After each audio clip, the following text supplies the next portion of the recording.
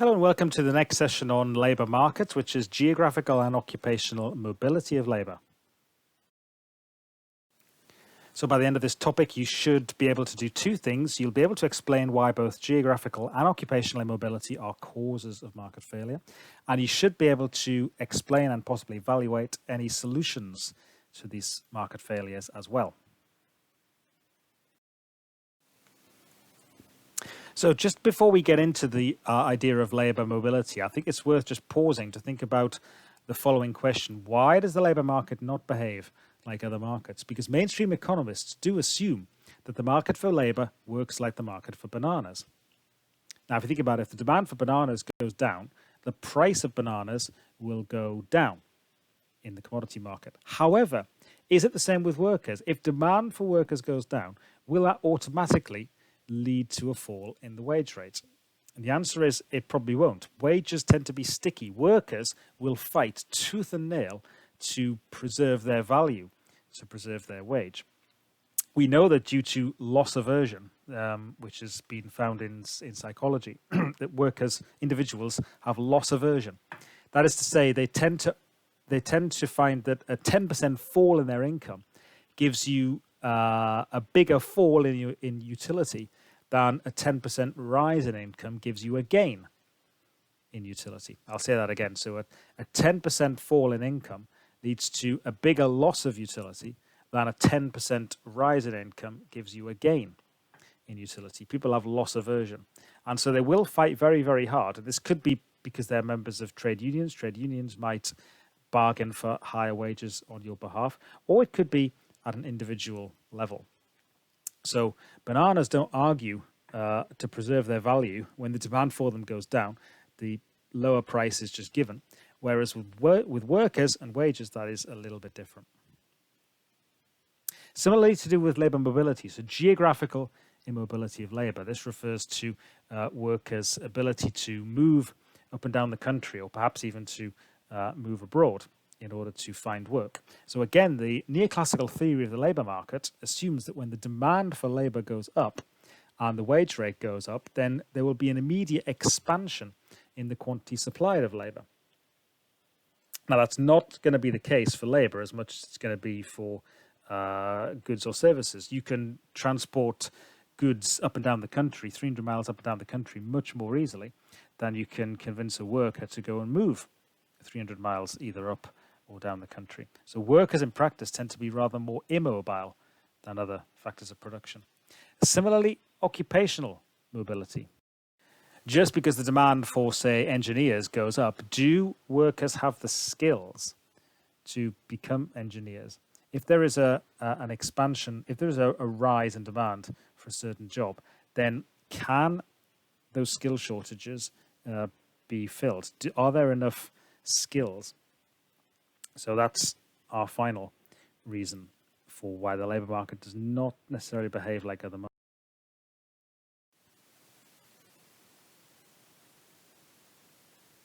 So we see here that mainstream economists assume perfect factor mobility, whereas what we need to show is that the labour market could fail because of occupational and geographical immobility of labour. So we're going to have a look at some data here to try and get you to think about the reasons for immobility of labour. So on the left-hand side here, we've got differences in unemployment across different regions of the UK. So, for example, we can note there that the Northeast has got the highest rate of unemployment in the UK. And as far as England is concerned, then the lowest rates of unemployment tend to be in the southeast and the southwest as well. On the right-hand side, we've got average house price data for the UK, and we see there that London and the southeast have the highest house prices in the UK, and the northeast has the lowest average house price. So your question is, how might factor immobility be represented using this data? How is this data? What evidence is there from this data that there is, or there might be, immobility of labour? Pause the video, have a think about that, and then we'll come on to the next slide to explain.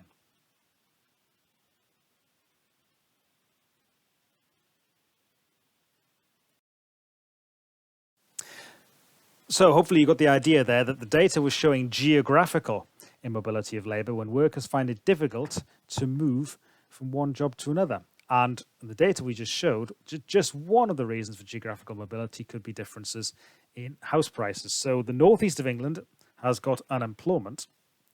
Another way of expressing unemployment is to say excess supply of labour. So too many workers, not enough jobs. So you might say, well, why can't those workers move? Why don't they move to somewhere like the southeast where there are more jobs available? And the answer lies, one of the answers at least, lies in the differences in house prices. It can be very, very expensive to move, for example, from north to south. So it can be expensive to move from areas of high unemployment to areas of low unemployment. There are many other reasons for geographical immobility as well, however. One could be family ties. You may not want to leave family, parents, grandparents, cousins, those kind of things, particularly if your family has been based in the same region for many generations. Social ties as well. Do you want to leave your clubs and societies? Do you want to leave your book club? Do you want to leave your bowling club? Do you want to leave the local pub? Those kind of things, social ties. Differences in house prices we've looked at, rents as well. With the house price data we had there was to do with home ownership rather than rents, but it is also true that rents are much higher in the southeast than in the northeast, for example. So that could be a reason. There is also a financial cost of moving, even if the house prices were identical in different regions, there is still a very big cost of actually moving house. You've got solicitors' fees to pay. You've got the removal costs if you're using a removal company. If you're buying a house, you've got stamp duty to pay. If you're selling a house, you've got estate agents' fees to pay. So even if there wasn't a house price differential, the actual cost of moving is still very, very high. And even more so, of course, if you're moving countries rather than regions. Imperfect information. Again, the labour market behaves, or neoclassical economists believe that there is perfect information. And of course, in the real world, there is imperfect information. So there may be a job for you in another region, but if you don't know about that job, then you won't take it. Or it may simply not occur to you that that is an option. So with a bit of behavioral economics, the default choice or the habitual behavior, if you like, is that people stay in the same region. As I said earlier, particularly if your family has been based in that community for a long, long time. And our second type of immobility is occupational immobility. Workers are unable to transfer from one occupation to another due to skills shortages. So what I'd like you to think about now is, what jobs in the UK do you think there are skills shortages? So in which occupations are we finding it difficult to recruit? This is a particular issue when it comes to immigration. So because of the government's change in policy on immigration, what they've done is come up with a list of skill shortage occupations where, for example, we need immigrant labour to fill the skills gap. And under the new points-based system, if you're coming from the European Union and you've got skills in one of these skill shortage occupations, that will give you points. And the more points you have, the more likely it is you'll be able to come and work in the UK. So what jobs do you think in the UK do we have skills shortages? Pause the video and we'll come back.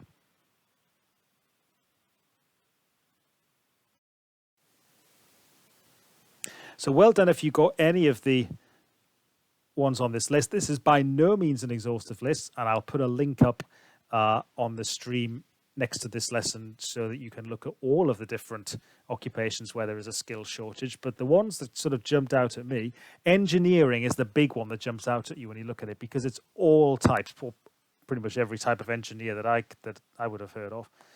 All types of engineers, there is a skill shortage.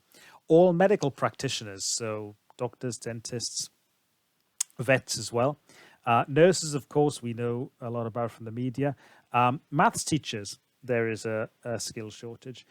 Unfortunately for my family, neither musicians nor economics teachers are classed as skills shortage subjects. but there are many others, not just the ones that are on the list here. One quite fairly trivial but still reasonably relevant example that I came up with is librarians and care workers. So especially in the last 10 years, during the years of austerity, the demand for librarians has been falling. And the main reason for this is public spending cuts. So the demand for librarians is falling because libraries are now not open as much as they were, and some libraries have closed down. And it could be that demand for the final product is falling as well because of technological developments, possibly the internet. It could be that demand for libraries themselves are falling, so therefore demand for librarians will fall. Now, we know that because of many factors, because of longer life expectancies, for example, health and social care is a growth market. So health and social care is a growth market. Demand for care workers is rising. But we've got to think about occupational mobility. So are the skills that you need to be a librarian, are they the same skills as the skills that you would need to be a care worker? And are people willing and able to retrain, particularly as they get older? Are they flexible? Are they adaptable? Now, geographical and occupational mobility is quite commonly asked on in the exam, longer data questions, and sometimes you could bring occupational mobility, geographical mobility into an essay as well. So if we're going to bring these into extended answers, a diagram I think is always a good idea because it will help you extend your chain of reasoning. So it's true to say that mobility of labour is related to the elasticity of supply of labour. So if labour is very immobile, then it will be very inelastic. If labour is very mobile, then it will be very elastic. So we've said that there's a big skill shortage in engineers in the UK, which suggests that there is occupational immobility in the engineering market. So if we take that to extremes, and we start off by saying that supply of labour is, say, perfectly inelastic, then if the initial equilibrium is W1E1, when demand for engineers rises from D1 to D2, then the wage rate of engineers will rise to W2, but there will be no expansion in the quantity of workers employed at all, because we're saying that nobody has got the skills or is willing or able to invest in the skills required to be an engineer. In the worst case there, where supply is very inelastic, labour is occupationally very immobile. But if we can take steps to increase the occupational mobility, or perhaps if we have a more relaxed policy towards immigration, or perhaps if we encourage more women to do degrees in engineering, so any way that we can find to raise the occupational mobility, that will increase the elasticity of supply of labour. So if supply for labour is now S2, where we have where it's more elastic, where there is more occupational mobility of labour, then that will allow employment to expand to E2, and the wage rate doesn't increase as much as it did when supply was S1. So factor mobility determines the elasticity of supply of labour. If demand for labour rises from D1 to D2, then more vacancies are filled when supply is mobile, when supply is more elastic. So it's going to help businesses to expand, to increase their employment. It's going to reduce the number of vacancies if we have more occupationally mobile labour force.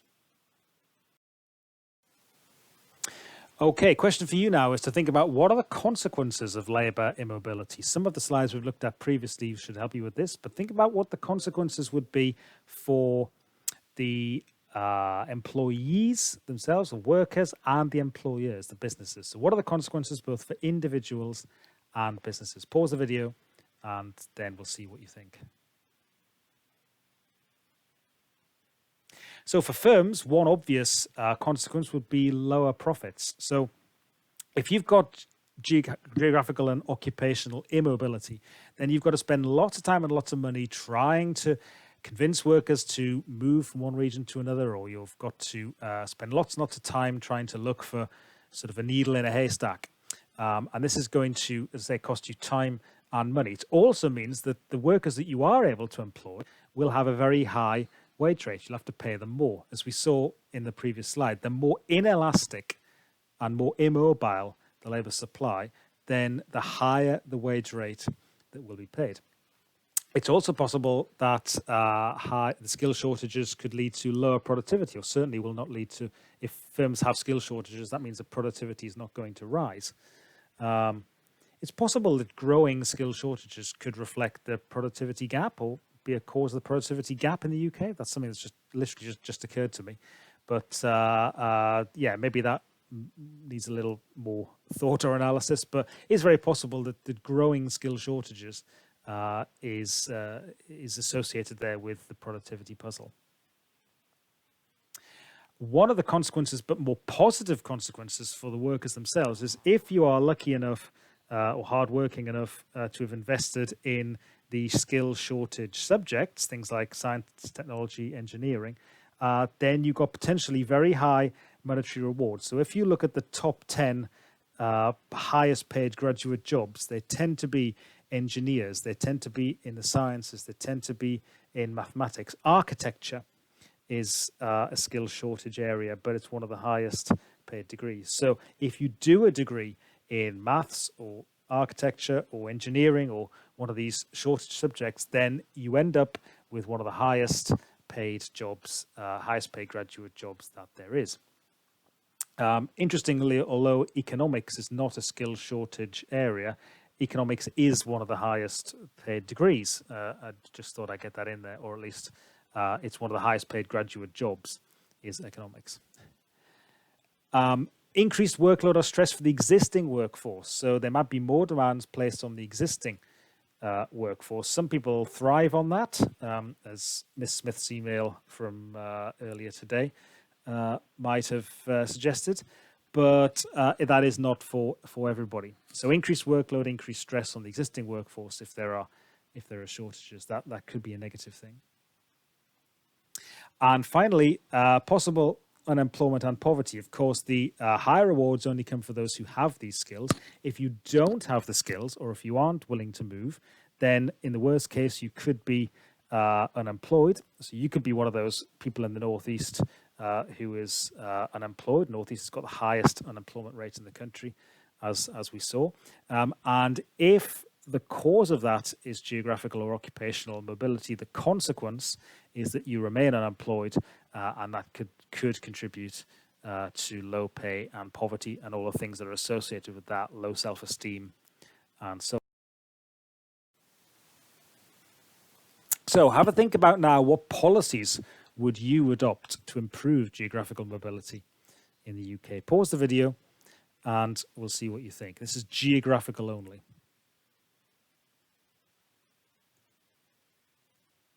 So lots of different ideas here. I'm not going to sort of talk through them all. You can have a look through them, but think about how you might both analyze and evaluate. So a task you could do is to take just one of these policies, write a chain of reasoning about how it would improve geographical mobility, and then evaluate it.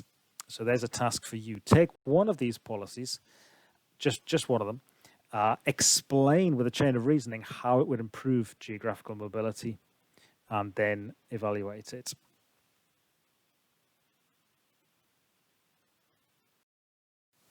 You could do the same here for occupational mobility. Think about what policies a government or businesses could adopt to improve occupational mobility, and then we can analyze, or you can analyze and evaluate one of them. Pause the video to come up with some policies.